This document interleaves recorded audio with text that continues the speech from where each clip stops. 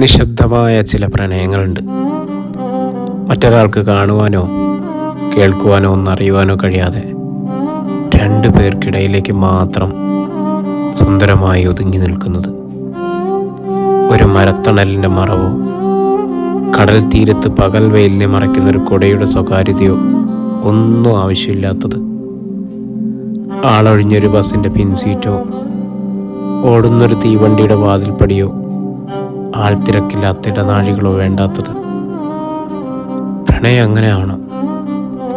1000 പേർക്കിടയിൽ ഇരിക്കുമ്പോഴും ഒന്ന് തൊടാതെ, ചുണ്ടുകൾ തമ്മിൽ ചേർന്നല്ലാതെ കണ്ണുകളാൽ മാത്രം അവൾക്കൊരായിരം ചുംബനങ്ങൾ നൽകാൻ കഴിയണം. മറ്റൊരാൾക്കൊന്ന് തുറിച്ചു നോക്കുവാൻ കഴിയാത്ത രീതിയിൽ അവളുടെ കൈപിടിച്ച് നടക്കാൻ കഴിയണം. മുന്നിലോ പിന്നിലോ ഒപ്പമോ നിന്നിടുന്ന